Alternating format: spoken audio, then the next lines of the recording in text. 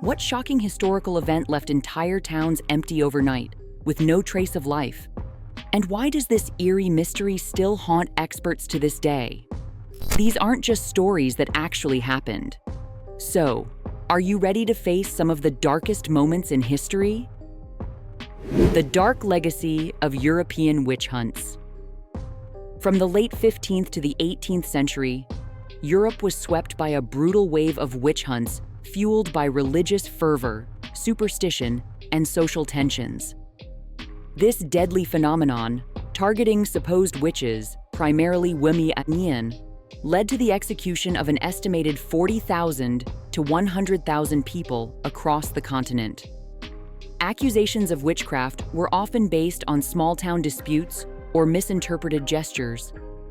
In tightly knit, rural communities, even minor actions, like a neighbor's baby falling ill after a visit, or a joking wish of harm in a moment of anger, could spiral into life-threatening accusations.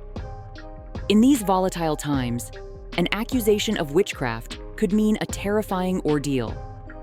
Those accused were dragged into trials where rational evidence was disregarded, and guilt was often proven through the torture-induced confessions. Common punishment methods were gruesome, ranging from hanging and beheading to being burned alive. In many cases, elderly women bore the brunt of this hysteria. Around 80% of the accused and executed were women, especially vulnerable and isolated individuals within their communities. These witch hunts were not the direct result of a coordinated campaign by the Catholic Church, nor were they a systematic attempt to extinguish pre-Christian beliefs. Instead, they stemmed largely from local feuds, deep-seated superstitions, and the empowerment of low-level officials who seized the opportunity to root out so-called evil at the expense of innocent lives. Though the craze diminished by the late 1700s, its tragic legacy remains a stark reminder of the dangers of unchecked superstition and societal panic. The Washington, D.C. sniper attacks, a city held hostage.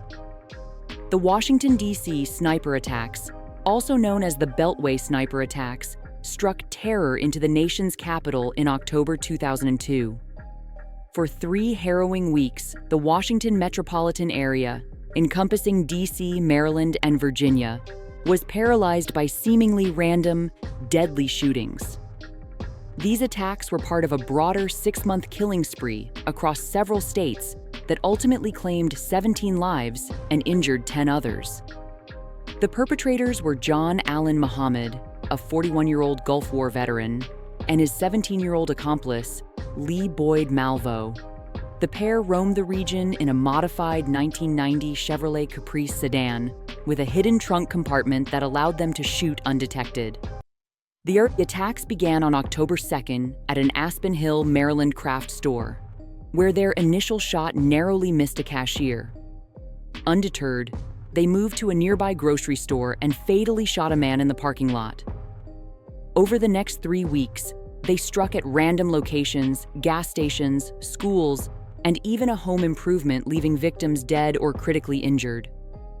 The randomness and brutality of the attacks sent the D.C. area into a state of panic. Schools were closed, events were canceled, and residents took extreme precautions, such as crouching while pumping gas. On October 24th, authorities finally captured Muhammad and Malvo at a rest stop in Maryland, bringing the horrifying ordeal to an end. Muhammad was sentenced to death and executed in 2009, while Malvo, a juvenile at the time, received multiple life sentences. Though their motives remain unclear, the D.C. sniper attacks left an indelible mark as one of the most chilling episodes in American crime history. The haunting of La Isla de las Muñecas. La Isla de las Muñecas, or the Island of the Dolls, lies in the Erie canals of Xochimilco, south of Mexico City. Once a simple chinampa, or floating garden, the island became infamous for its chilling atmosphere and countless dolls hanging ominously from trees, peering out from the underbrush.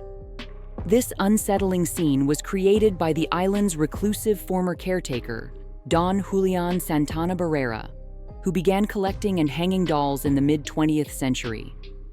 According to legend, Barrera discovered the body of a young girl who had drowned in the canal, and he soon believed her spirit haunted him. Driven by fear and an overwhelming need to appease her restless ghost, he began hanging dolls all over the island. Yet, the dolls seemed to intensify the haunting, rather than bringing peace. Today, locals and visitors alike report feeling watched, hearing whispers, and even seeing the dolls move on their own. After Barrera died in 2001, the island opened to tourists, becoming a popular yet chilling destination for dark tourism. Visitors arrive on gondola-like trajineras, and guides often share the island's haunting backstory, making this journey one of Mexico's most spine-chilling attractions. The chilling mystery of the Hinterkaifeck murders. On March 31, 1922, the quiet Bavarian farmstead of Hinterkaifeck became the scene of one of Germany's most horrific and unsolved crimes. That night, 6 family members were brutally murdered by an unknown assailant in their secluded home, located about 70 kilometers north of Munich. The victims included Andreas Gruber, his wife Casilia Gruber, their daughter Victoria Gabriel, Victoria's young children, Casilia and Joseph, and the family's maid, Maria Baumgartner, who had only just begun working at the farm. The murderer used a mattock, a tool similar to an axe, to kill each member of the household. Strangely, after the murders, the perpetrators stayed at the farm for 3 days, eating the family's food, caring for the animals, and even lighting fires in the hearth.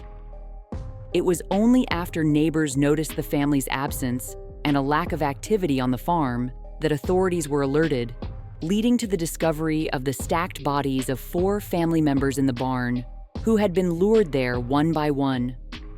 The remaining 2, young Joseph and the maid Maria, were found dead inside the farmhouse. In the days leading up to the murders, the family reported eerie occurrences, such as footsteps in the attic and missing keys, which had even caused their previous maid to resign out of fear. Despite intensive investigation, the case remains unsolved, with no motive or suspect ever conclusively identified. The Hinterkaifeck murders stand as one of the darkest and most perplexing mysteries in German history. The mysterious death of Elisa Lam.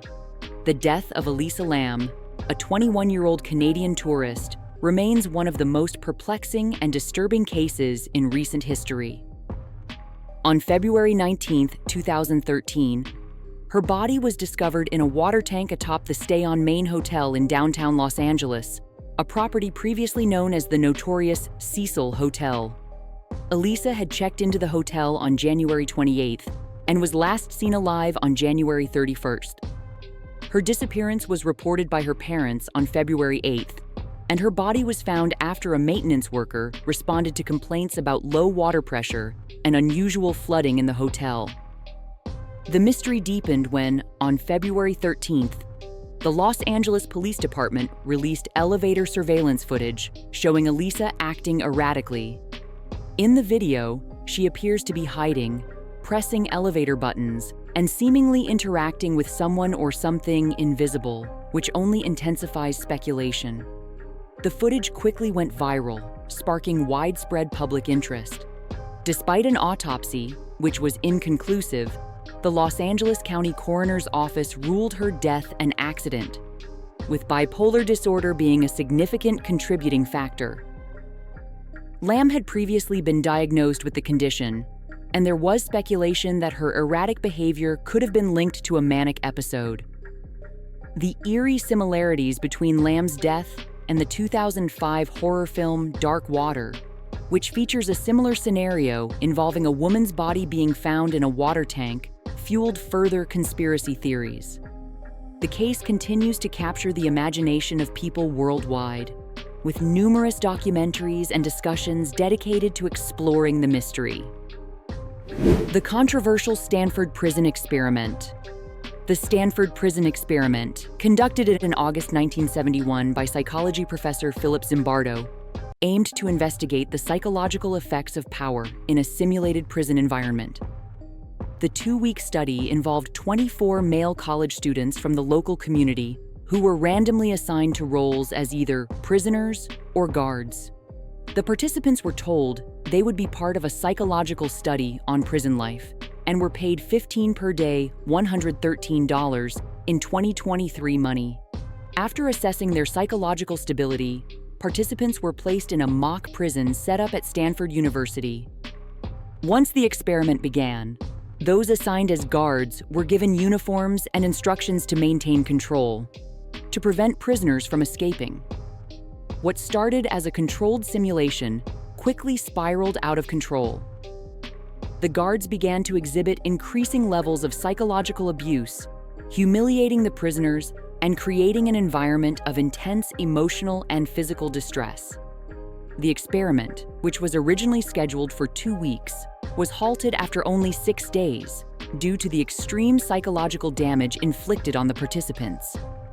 Critics argue that the study was unethical, with many suggesting that Zimbardo, the experiment supervisor, did not intervene to prevent the escalating abuse.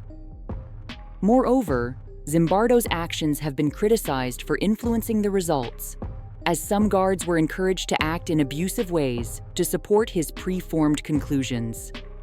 The study has since been labeled as unscientific, unethical, and fraudulent, prompting significant changes in the ethical standards for psychological experiments.